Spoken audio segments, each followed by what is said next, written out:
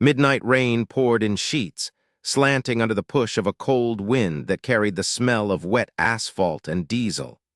The county road shimmered in the dark, a black ribbon streaked with water and fractured reflections from approaching sirens. In the shallow ditch beside the road, a white cargo van lay on its side, nose driven into the embankment like it had been forced there. The driver's side mirror dangled by its wire, swaying in the gusts. Steam hissed from the radiator in sharp bursts, curling into the downpour before vanishing. In the gutter, shards of safety glass ticked and slid, nudged by the rivulets racing toward the drain. Rescue trucks pulled up in a staggered line, headlights cutting through the weather in pale, shaking cones. The hiss of air brakes, the thud of doors, the crunch of boots in soaked gravel, each sound layered over the relentless drum of the rain. A pair of first responders approached the van's rear doors, crowbars in hand, rain sliding down the backs of their reflective jackets. One wedged his bar into the seam, leaned his weight, and the metal answered with a deep groan. The second joined him, and the doors surrendered in a violent shudder, swinging open just far enough for a beam of light to reach inside. The light stopped. 16 women sat in rigid lines, each seat belt drawn snug across still torsos. All were black. Their heads hung at matching angles, hair plastered to their cheeks by a mix of rainwater and sweat long dried. The skin around their wrists was marred by thin, deep lines, the kind left by plastic restraints pulled tight. The air that rushed out of the van carried more than the bite of coolant and the sharp sting of gasoline. It held the faint, antiseptic lemon scent of industrial disinfectant, out of place on a roadside. A medic leaned into the opening, gloved fingers reaching for the chin of the nearest woman. The head tilted back limply, revealing a dotted trail of injection marks along the side of the neck, evenly spaced, the skin faintly raised. The medic exhaled through his teeth, lowered the head, and moved on without speaking. Light swept across the interior again. A cheap plastic rosary was looped around a metal cargo hook above the wheel well, beads clattering softly as the wind shifted through the van. In the footwell, the dashcam hung fractured from its mount. Its lens was spiderwebbed with cracks, but the tiny red indicator still pulsed steadily. On the display, a frozen time stamp blinked over and over. Rec 0000. Water dripped from the van's ceiling in a slow, deliberate rhythm, tapping onto the rubber matting below. The bodies swayed in the occasional gust that rocked the frame, each movement matched by the creak of seat belt fabric. One woman's right hand was clenched into a fist, knuckles pale. When a responder pried it open, a scrap of paper was revealed, the edges frayed and soft from sweat. The ink had bled into the fibers, leaving only 2 blurred words readable. "Tell my," and nothing more. Near the rear wheel well, a flash of unnatural color caught an officer's eye. He crouched, reached in, and pulled out a bright red pouch no larger than a shoebox. Even under the rain, it was clean, almost polished, the kind of red that looked deliberate. Across its surface was stamped an official police inventory code. The zipper was secured with an intact tamper seal. A printed label listed a date from 2 months prior and a case number tied to an unsolved homicide nowhere near this road. The officer held it up toward the rear doors. "Sarge, this wasn't from our team." The sergeant stepped closer, the light from his hand torch skimming over the van's interior. The bolted seat rails were scuffed. The metal wall panels bore faint drag marks, and a boot print, large, military tread, was stamped high on the opposite door, far above where a passenger could stand naturally. The interior was too intact for a violent crash. No shattered glass inside, no blood spray. Just the bodies belted in like cargo meant to be kept still. Behind him, radios murmured clipped updates. Paramedics called times on their checks, each one ending the same. No pulse. A news chopper circled, its light briefly washing the tree line before swinging away. From beyond the yellow tape, the muffled voices of reporters carried questions no one was answering. The sergeant's gaze returned to the red pouch. He didn't take it from the officer. His attention moved from the pouch to the women's faces, to the neat seat belts, to the rosary still swinging faintly on its hook. One of the younger officers, face pale under the streetlight glare, spoke without looking directly at him. "Do we start pulling them out?" The sergeant stayed silent for a long moment. Rain ran from the brim of his cap, down the line of his jaw. His eyes scanned the scene once more. The evidence bag with its wrong case number, the injection marks, the perfect alignment of bodies. When he spoke, his voice was low but carried over the hum of the generators and the hiss of steam. "This isn't a crash scene," he said. He let the words hang in the wet air, his gaze fixed on the open doors. "It's delivery." By the time the white van was dragged out of the drainage ditch and its contents identified, the truth was already bleeding out through back channels and whispers. Most of the women inside had been gone for weeks. Their names had been spoken into phones that rang in precinct lobbies, written on missing person forms filled out at counters under fluorescent light, printed on flyers taped to corner store windows until rain peeled the corners away. They were hotel housekeepers who clocked in before dawn, nursing students balancing exams and double shifts, a nurse's aide who worked nights in the burn unit, a single mother who kept her rent receipts in a biscuit tin under her bed. Each disappearance had been noted, logged, and quietly moved into the slow lane of the system. The families followed a familiar loop. They reported the disappearance. They called back a few days later for updates. The case would have shifted desks by then, maybe to another precinct entirely. Each time the story was thinner, the urgency flatter. By the third or fourth call, the language turned clinical. Adults had the right to leave. No signs of foul play, she's probably with friends. One officer even told a mother that her daughter might just need some space. That casual indifference wasn't new in the city. The divide had been there for decades, wide and unspoken. In neighborhoods east of the river, they called it by its real name. If they were white, you'd have helicopters. One mother said those words into a microphone outside a precinct door. The clip made it to the 6 o'clock broadcast, but not to the national feed. The next day, she was back at the counter asking for her daughter's file again. Among the dead was 26-year-old Latrice Coleman. On a Friday night at 9:42 p.m., she sent her brother a text. One word, help. The message was followed by a live location pin that traced a pulsing blue dot to a strip of service road behind a shuttered warehouse. The area was fenced, topped with barbed wire, its gates chained shut for years. The pin entered the police system automatically, flagged as a GPS emergency, but no car was dispatched. It sat in the queue waiting for an officer to click it open. After hours of inaction, the system downgraded the alert to non-urgent. Her brother, Darius Coleman, had spent 8 years in the Army and knew what a clock meant in an emergency. Now a foreman in a distribution warehouse, he kept his words measured, his movements deliberate. But after Latrice vanished, he began to keep a list. In a lined notebook, he wrote the name of the officer who took the initial report, the sergeant who signed it off without escalation, the detective who requested a GPS trace but never followed when it went dark, the communications supervisor who closed the file with no foul play suspected. Page by page, the list grew. He wrote the names in block capitals, black ink, no margins. When he saw his sister's body in the morgue, he didn't speak to anyone except to confirm her name. He looked at her through the glass, the light too bright, her face too still. He didn't press his hand to the barrier or ask about evidence. He left with the image fixed in his mind and the list still folded in his jacket pocket. Across the city, another record was being kept. Ava Reed, founder of a group called the Justice Sisters, had started her ledger after the second woman in her neighborhood went missing in less than a month. She filled it with names, ages, dates, last known locations, and the precinct responsible.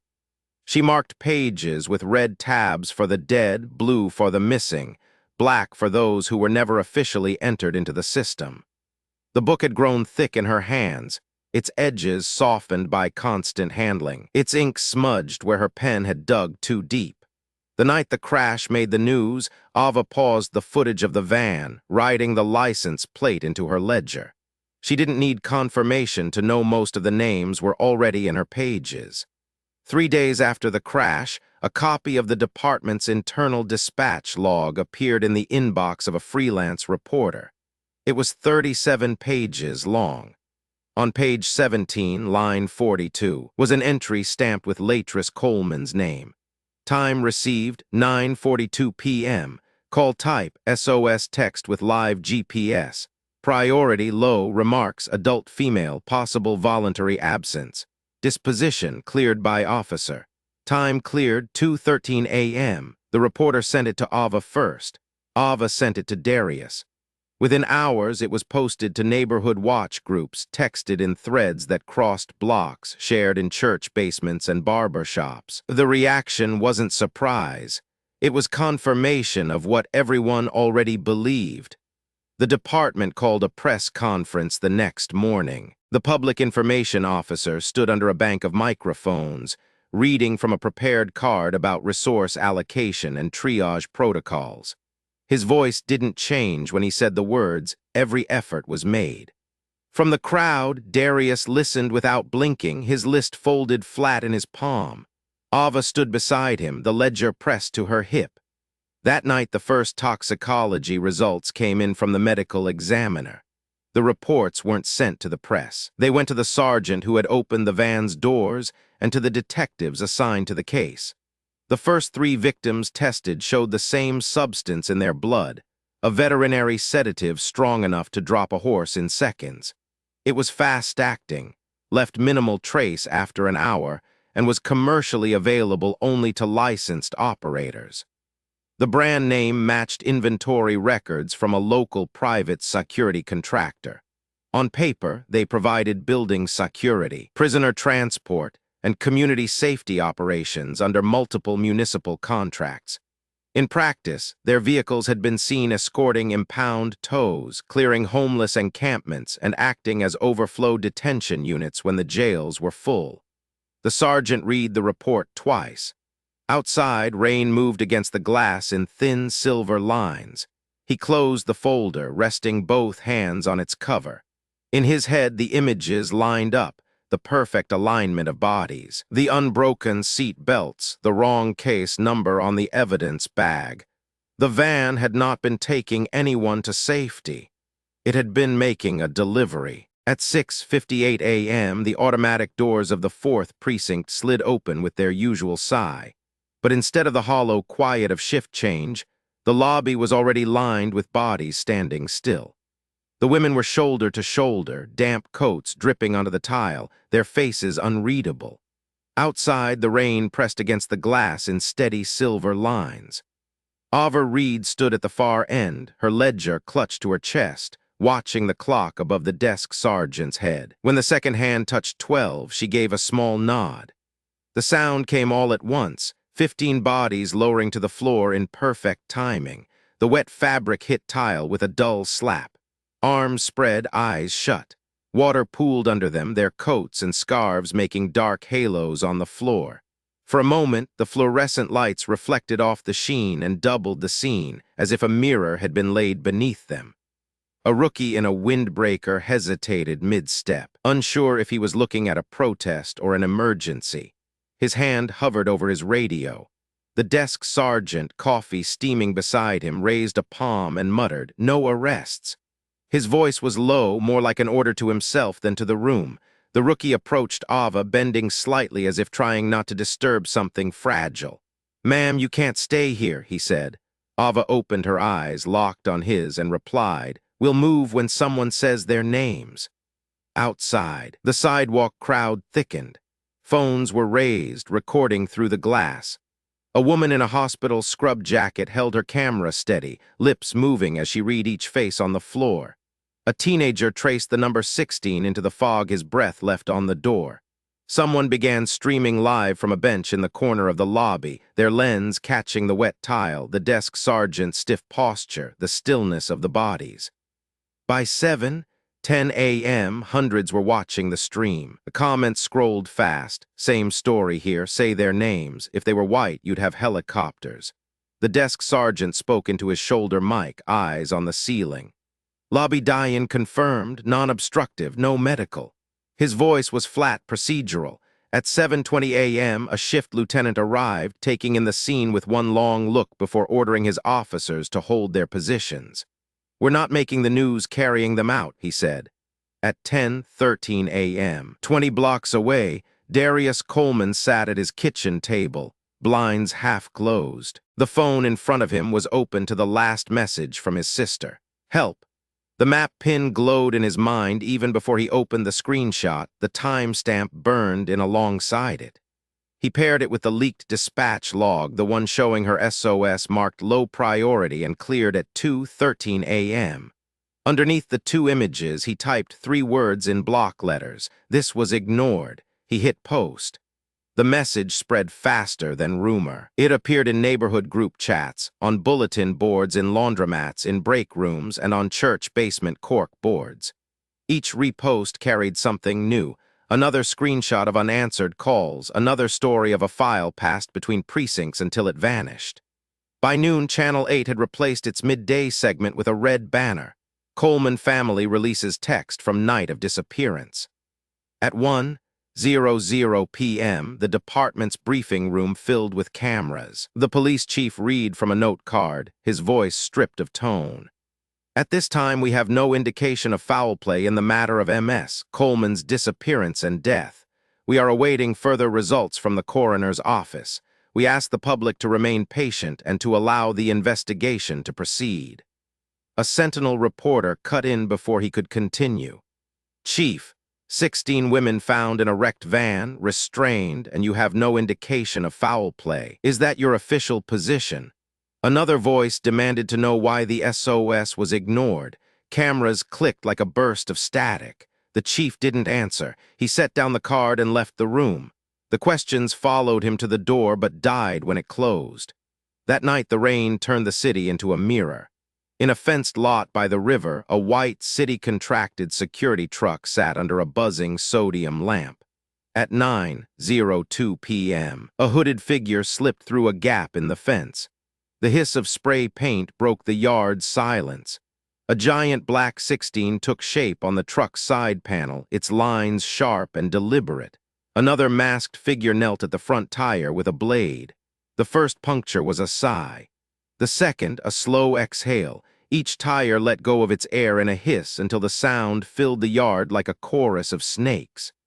By sunrise, photos of the vandalized truck were everywhere. The security company issued a statement condemning the criminal damage to essential public safety property, saying nothing about the number on the side or their ties to city contracts. Around midday, Ava's burner phone buzzed with an email from an address made of numbers. No subject, no message, only an attachment. She pressed play. Rain tapped against metal. A door opened and closed. A man's voice spoke calmly, each word clipped and certain. "Unit 12 in position. Package transferred. Holding for green." Another voice responded with a string of police tang codes, ending with one that meant clear for handoff. The clip ended at 17 seconds. Ava played it twice more, then sent it to Darius with a short line. "You hear it too." His reply came minutes later. "That's police language, not guesswork, trained." At 9:47 p.m., her phone lit again, this time with a voicemail from an unlisted number. She let it play on speaker. The voice was low, almost swallowed by the static of rain. "Look for the SUV with blackout plates," it said. "It herds them." Then it was gone. Ava set the phone down, opened her ledger, and underlined the number 16 once in blue, once in black. The ink bled slightly into the paper as the rain outside pressed harder against the glass. By 7:40 p.m., the vigil outside City Hall had settled into a quiet rhythm. Hundreds stood in the winter air, each holding a candle cupped in their palms, the flames bending slightly in the wind. The scent of melted wax clung to coats and gloves. A hymn moved through the crowd in slow waves, sung low, almost like a hum. Ava stood near the steps, watching the darkened windows of City Hall, her gaze fixed and unblinking. The stillness was fragile, like glass balanced on edge. Then the air split.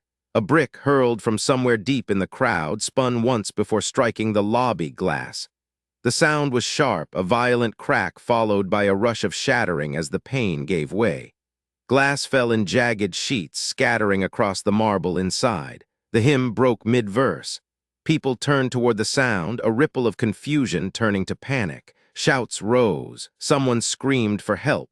The crowd began to shift, not evenly but in surges, pushing and pulling against itself. Candles tipped, wax spilling hot over fingers before hissing into the puddles left by the earlier rain. Near the street, an elderly shopkeeper lost his footing. His cane slid across the wet stone and vanished under the press of moving bodies. He fell backward, striking his head before being swallowed by the rush. Feet stepped over him, on him, until the tide of bodies finally broke enough for someone to see his face, pale, slack, his eyes unfocused. Paramedics moved in quickly, their voices low. No sirens, just the quiet urgency that told anyone watching that the outcome was already in doubt. The sirens came later, but they were not for him. 3 tactical vans turned onto the square at once, their lights strobing red and blue across the retreating crowd. The doors opened in sync, releasing lines of armored officers moving as a single wall. Shields up, visors down, boots pounding in unison on the slick pavement. Orders were barked, amplified through helmets, but most of the vigil had already scattered into the side streets. Within the next hour, 2 coordinated raids were underway. The first hit a church basement where the Justice Sisters kept their files. Missing persons logs, contact sheets, photos marked with times and last known locations. Cabinets were emptied into black plastic bins. Phones were taken from coat pockets and desk drawers without explanation. The second raid hit a cramped legal aid office above a laundromat. Volunteers had been compiling sworn statements from witnesses. The work stopped mid-sentence as officers unplugged computers and overturned boxes of handwritten notes.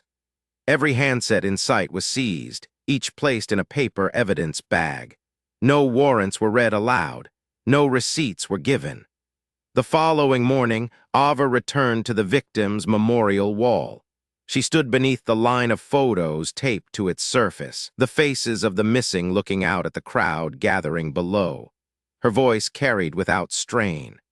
"Tonight at 6:00 p.m., she said, "we will release what we have, here in the open, no more delays."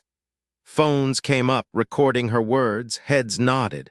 What none of them knew was that the real release, the one meant to draw out whoever was watching, would happen almost an hour earlier in a place no one expected. Ava had chosen a rusted billboard frame at the far east edge of the city, a location she could watch from a block away.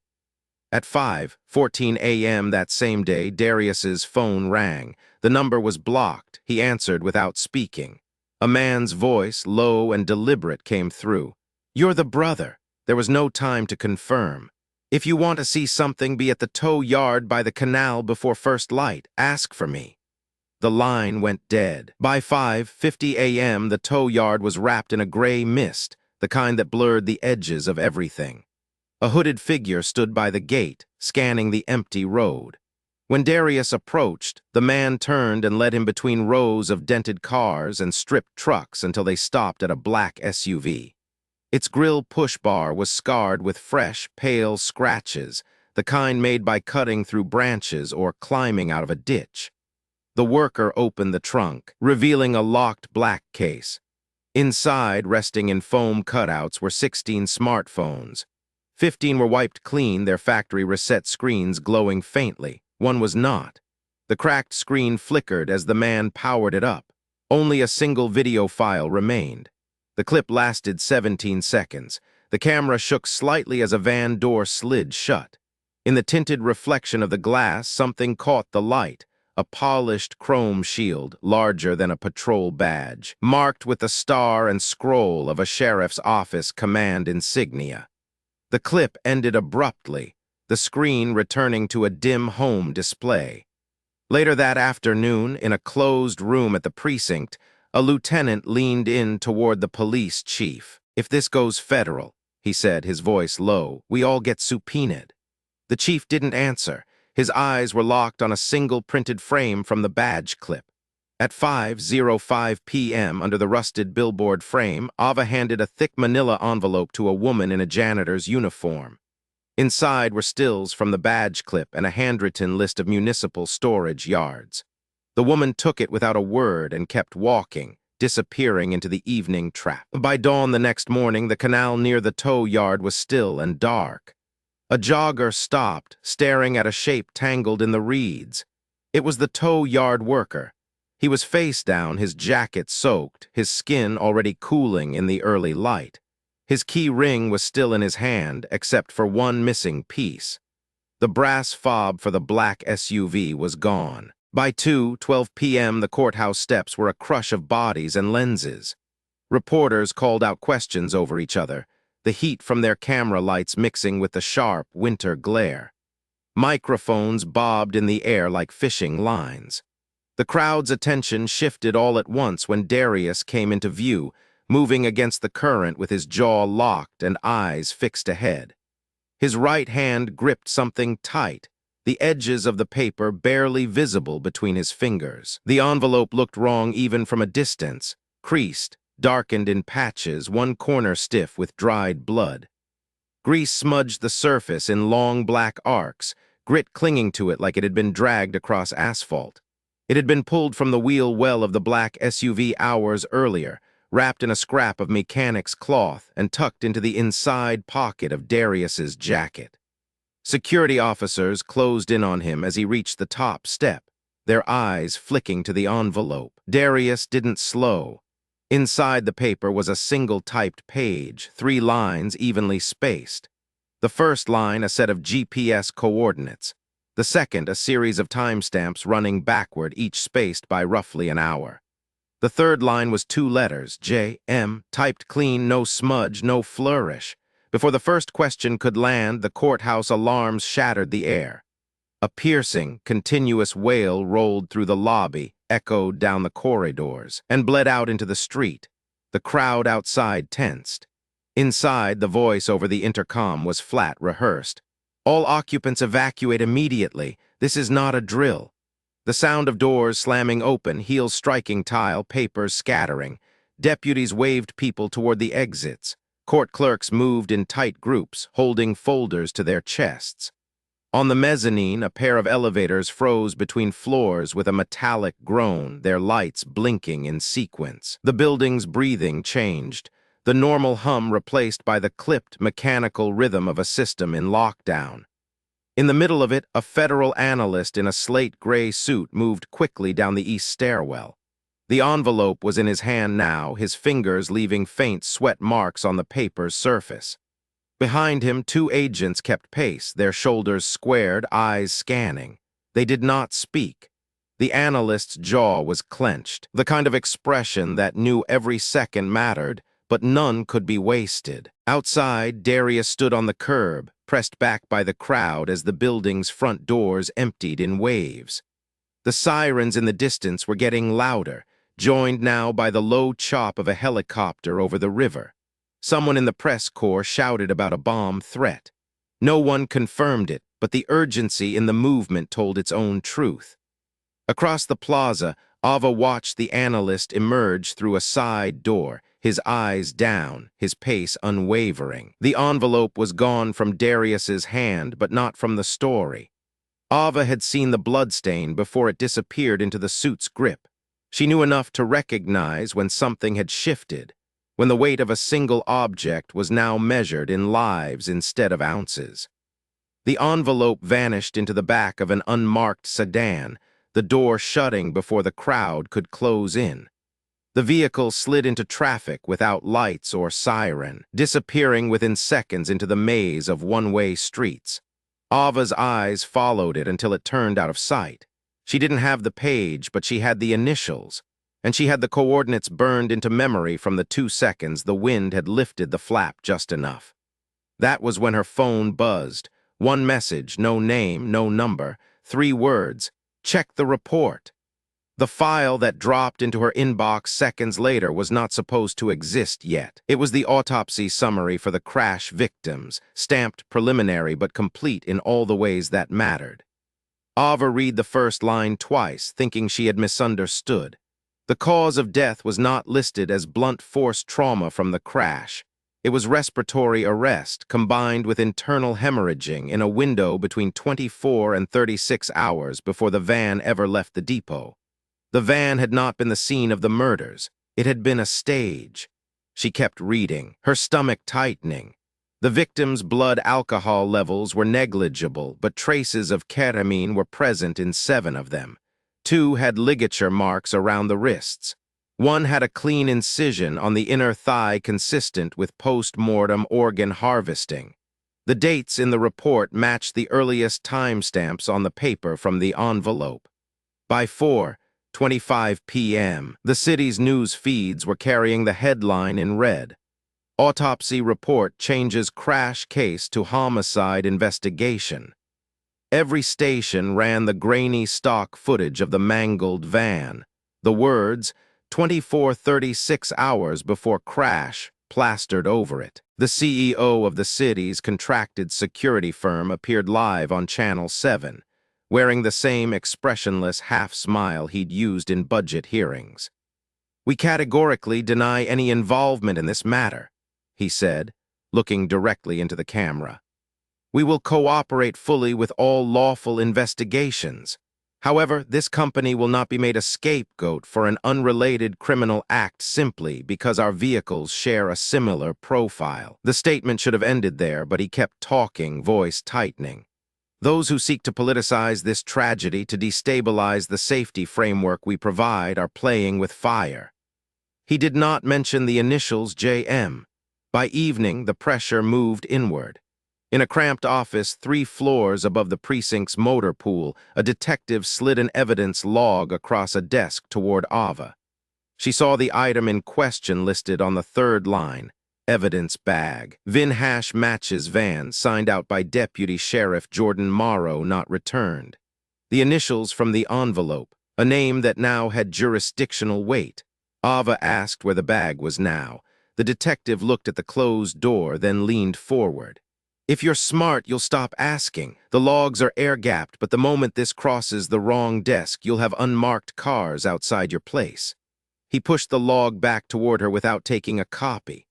At 1:12 a.m., the precinct's security camera caught a figure stepping out of the shadows at the front steps. The person wore latex gloves and a disposable mask, moving with a deliberate, unhurried pace. They set down a clear plastic evidence bag against the metal frame of the main entrance. Inside was a sheriff's command badge, its surface wet, streaked dark. Under the streetlight, the liquid looked fresh. The figure walked away without looking back. The badge sat there under the yellow glow until a patrol officer found it 11 minutes later. By then, whatever message it was meant to send was already moving through encrypted group chats, police radios, and whispered conversations in the hallways of City Hall. Darius saw the image before he heard the details. He recognized the badge style instantly. It was the same chrome shield that had glinted in the reflection from the van's dash mic clip. The same badge that had no business near the crash site unless the narrative the city was pushing was a lie. Ava called him minutes later. "That's our proof," she said, her voice low but sharp, "and they just left it on the steps like they want us to know it's war." Neither of them mentioned the blood. Neither of them had to. In this city, blood on a badge wasn't just evidence. It was a warning. That night, somewhere between the courthouse and the precinct, the line between investigation and retaliation dissolved completely. And the next morning, no one would be able to pretend the story was still under control. At 2:11 a.m., the rain was no longer falling. It was attacking, thrashing the corrugated tin roof of the abandoned feed warehouse in sheets that rattled metal and swallowed sound. The building sat isolated at the end of a gravel spur, its loading bays warped and its windows blank with grime.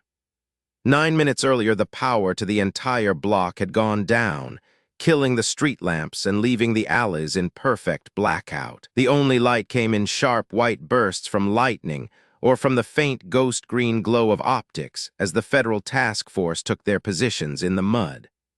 Laser dots crept forward, slow and deliberate, sliding over the weather-bleached stencils on stacked pallets glimpsed through the gap beneath the loading door. Drip from a ruptured gutter punctuated the silence, falling into a rusted oil drum left behind years ago. A radio crackled just once before a voice, low and certain, cut through the comms. Blue was compromised last time. Keep comms dark. The message moved down the line by hand signal, palm to palm, nothing verbal. Two agents slipped to the chain that held the door shut. One knelt, gloves glistening with rain, attaching a gum-sized charge to the links. A muted thump and the metal came apart with no more noise than a breath. The door rolled up no higher than waist level, enough for the first man to slide inside, rifle up. Scanning. Inside was air that smelled of grain dust and old rope, overlaid with the chemical sting of gun oil. The only illumination came from the agent's own lights, narrow beams slicing through dark, catching the motes of dust suspended in the stale air. The interior was a maze of pallets and crates, corners too tight for more than one to pass at a time. Somewhere toward the far wall, a generator tried to catch, coughed once, then died. The team fanned out, boots whispering against concrete, weapons tracking slow arcs. Then came the first clear shape in the dark, men in contractor gear. Not uniforms, but the kind of tactical clothing that could pass for official from a distance. Black plate carriers without insignia, ear protection hanging loose around their necks, sidearms set in high holsters. The gear looked new, issued in bulk. Nearby, a coil of nylon rope sat atop a crate, beside a plastic milk bin filled with zip-tie cuffs. One pallet stood apart, bare except for a single banker's box. The white label on the front read in crisp block type, "Procurement, bid 14. One of the agents opened it. Inside were layers of paper, city invoices on official letterhead, stamped received with a series of dates across several months. Beneath them, payment records showing regular transfers to the security firm at the center of the city's unrest. Another bundle carried a donor list under the blunt heading Mayoral PAC support, 2 columns of names paired with neat, round figures. Dates matched the payment records with an unnerving precision. The sound of boots above shifted every gaze to the mezzanine. Figures were there, half seen behind the waist-high railing, rifles angled down but not firing. A flashlight snapped on and was killed in the same breath. Laser dots converged on the railing, then spread, then converged again. The lead agent stepped forward into clear view, his voice pitched to carry in the cavernous dark. Hands high, eyes down. The silence that followed was thick. Then a voice came back from the shadows, calm and deliberate. Eyes up if you want the truth. The agents adjusted, boots shifting, angles tightening. The building's metal frame creaked under the weight of water running off the roof. Rain hammered down harder, a steady roar over the tension. The lead agent repeated himself, slower this time, hands high, eyes down. His light swept across the mezzanine, past 2 still silhouettes, and settled on a smaller figure in the back who had not moved. That figure stepped forward into the beam just far enough for her face to come into focus. Wet hair clung to her cheeks, her eyes locked on the man giving orders. "Do not move," the lead said. "You will want to hear me first," she replied. Her voice didn't tremble. It dropped each word into the space between them like a weight. Recognition passed between the agents. Ava Reed. Not a suspect they had expected to see here, not unarmed, not standing in front of armed contractors. She kept her hands just below shoulder height, fingers spread, palms open. "Not your perpetrator," she said, "not your problem. I have been inside this from the start. The vigils, the protests, the leaks, they all run to here. If you take me now, you lose the floor and the paper. If you listen, you can take both." The man nearest her twitched at the word leaks. He had the beard and careful grooming of someone who wanted to be mistaken for command. Ava didn't look at him. She kept her eyes on the lead. A radio at the back hissed and cut. The drip from the gutter outside tapped its constant metronome. The lead let 3 seconds pass before speaking. "You have 30, he said. "Make them count." Ava shifted her stance without lowering her hands. "Procurement," she said, and tilted her head toward the banker's box. "Bid 14 is a cover line. It moves payments for transport under facilities maintenance codes. The security firm invoices under community operations. The checks clear through the city vendor portal, but the approvals trace back to the same desk upstairs every single time. She paused, letting the paper trail hang in the air. The dates on those approvals match the PAC donations. Exact matches, no coincidence. From the shadows, the bearded man broke in. "This is a setup," he barked. "She's here to muddy your op." Ava ignored him. Her voice dropped lower, almost lost under the rain. "Blue was compromised last time," she said. "You know it. I've been feeding your channels, making them think they had control. They are running more than one site.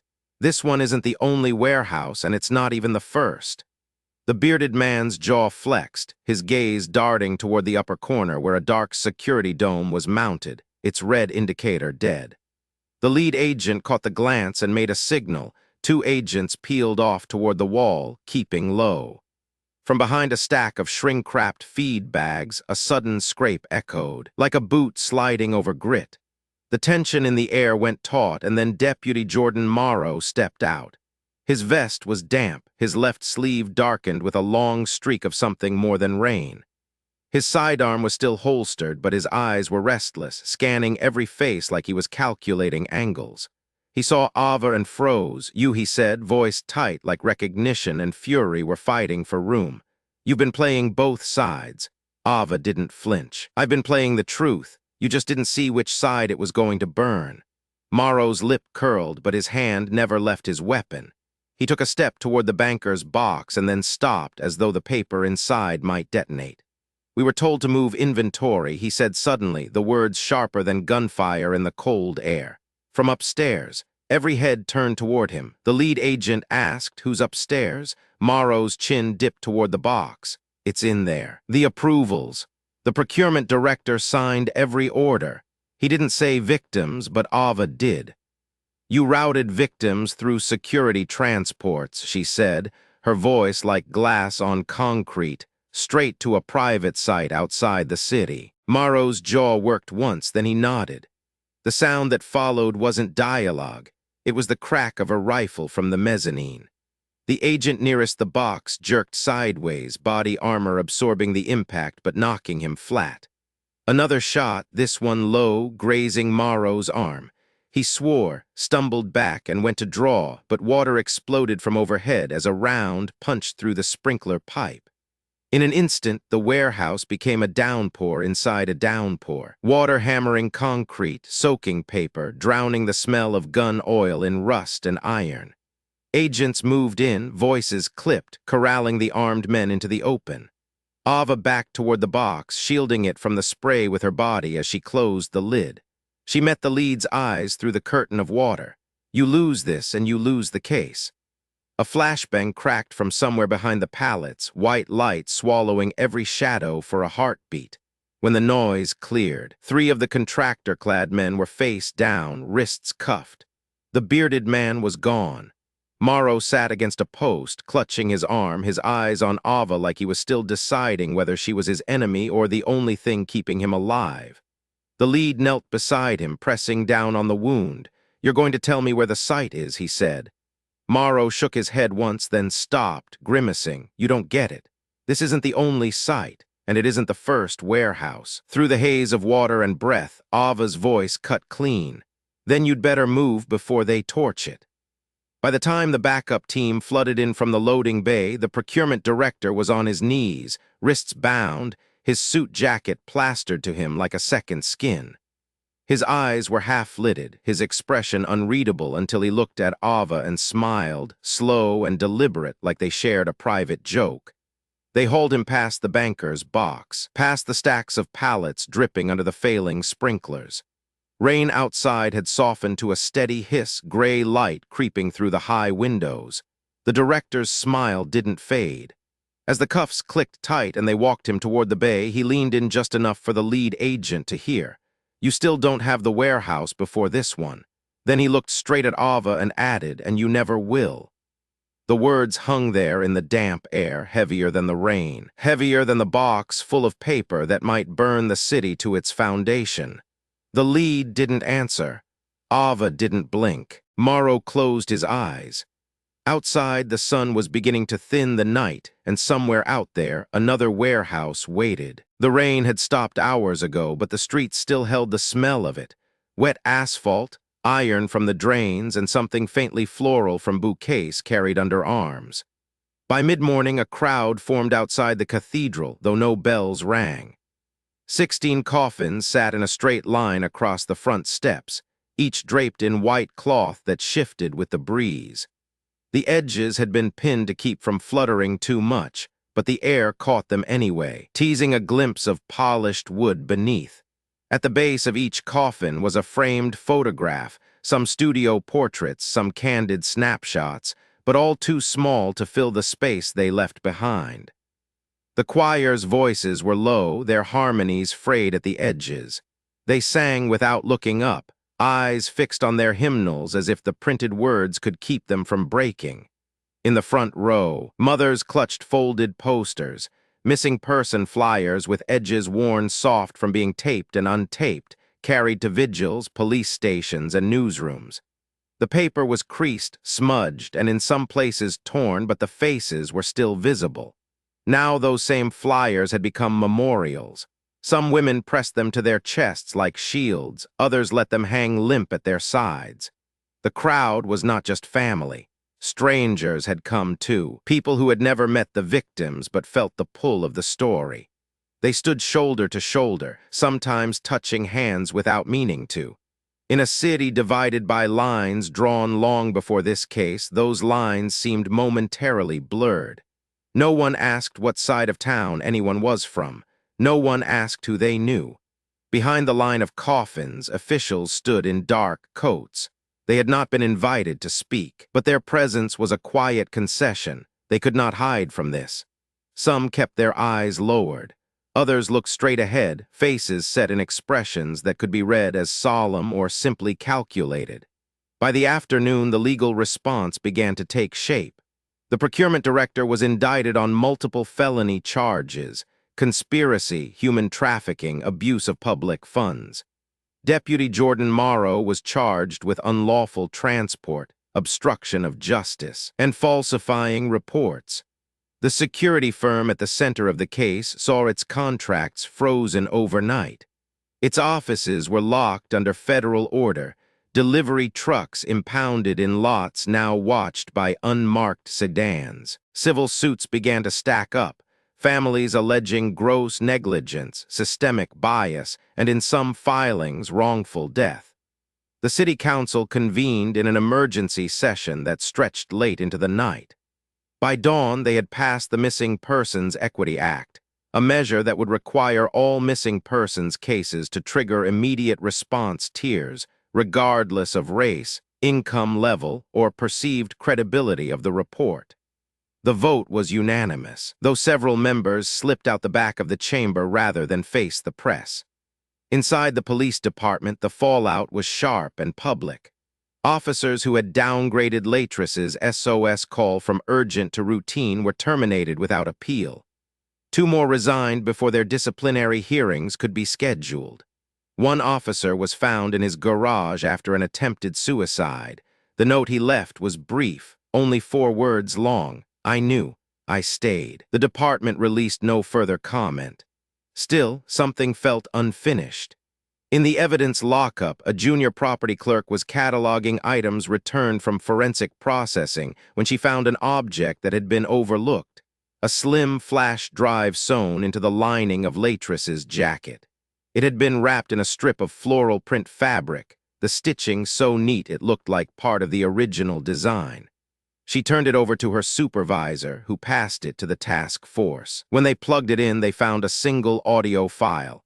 Latress's voice was faint under the rush of wind, as if she had recorded it from somewhere outdoors. She sounded breathless but steady. She named a location, a fenced warehouse on the edge of the industrial district, describing padlocked gates, boarded windows, and a faded number painted on the siding.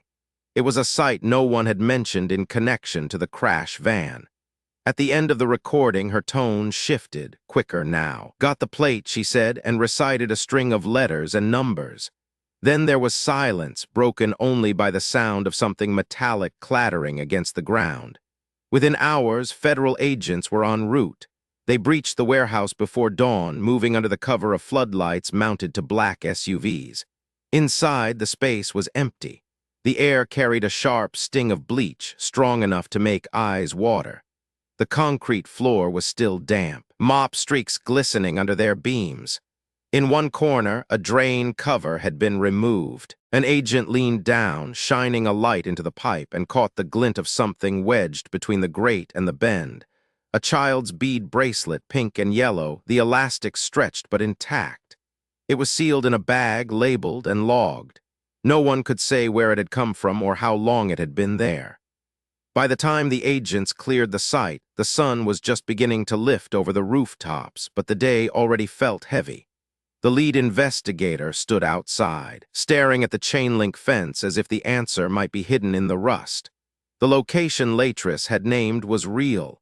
The plate number was real, but the people who had been there were already gone. That evening, the city gathered again, this time in the plaza outside the victim's memorial wall.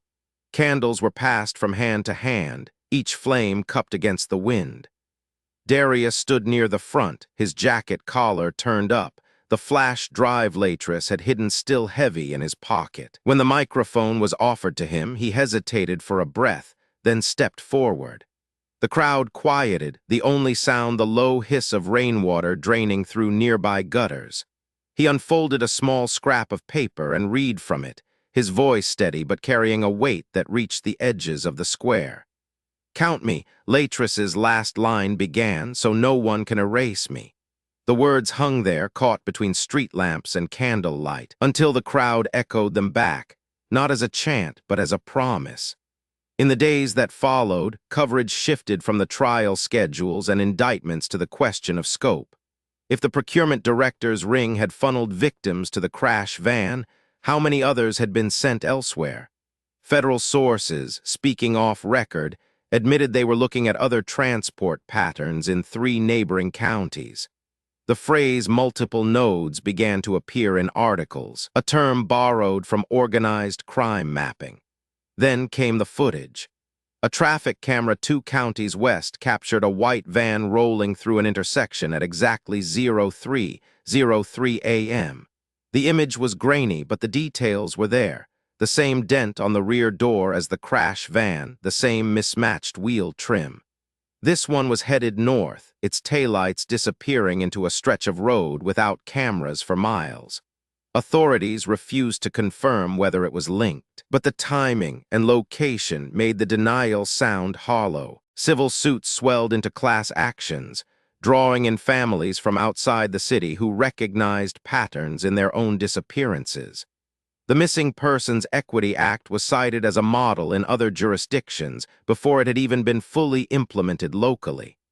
Advocacy groups began using Latris's name as shorthand for cases mishandled due to bias, an unspoken measure of shame for any department that ignored a report.